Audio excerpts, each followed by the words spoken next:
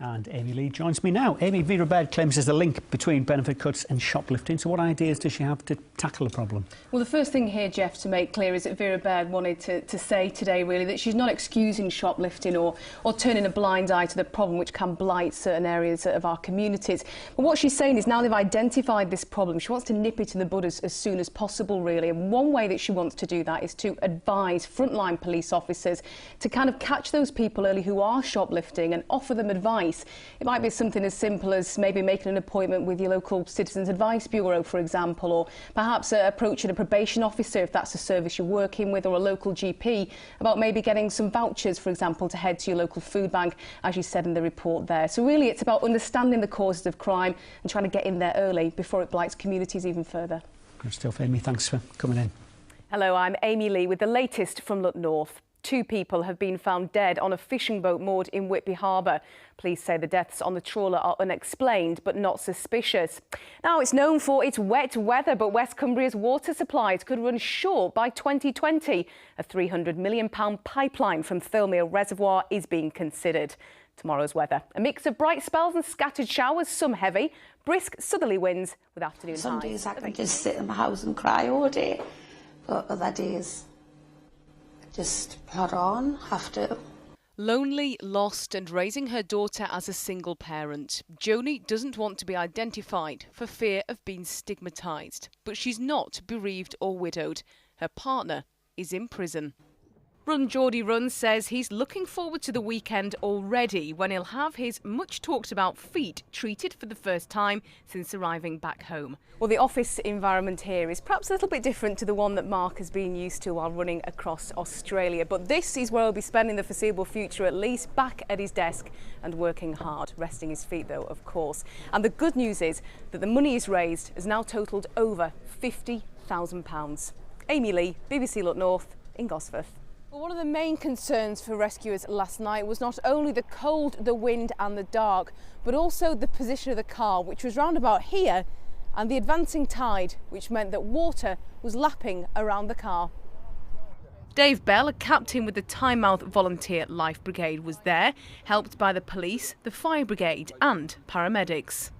We were on a rising tide. The tide was on its way in, and at one point the waves were splashing on the back of the car.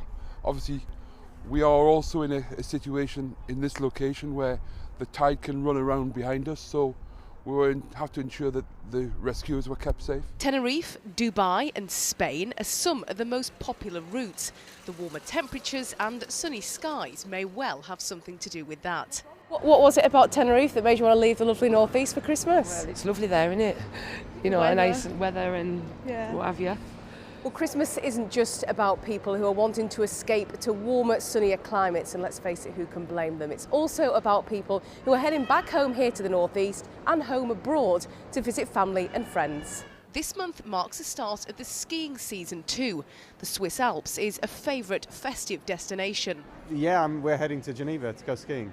Oh, we're going back home to Geneva, Switzerland for Christmas, where we've lived for the last 40 years or so. We've just been over visiting my mum and watching Newcastle play as well. Our reporter Amy Lee joins us live now from close to the site. So, Amy, what is the latest? Well, Charlie, it was early this morning here at the incredibly large Sellafield site, around about 6:30. So one of the 20 alarms around the perimeter at Sellafield was activated. It was an airborne alarm, and obviously Sellafield had to take that incredibly seriously.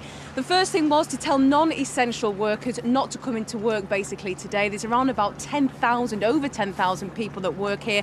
Many were told not to turn up to work. Instead, only essential workers were told to come here this morning. So you're talking people that run the laundry, the canteen and the bare bones really of shift workers. Then an investigation. With the recession, with unemployment, we are seeing a rise of absolutely desperate women.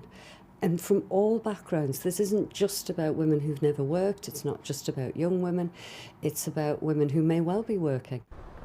Well, statistics show there's been a rise in the number of women caught shoplifting for the very first time. In fact, they now outnumber men who head to the shops to steal, having never done so before.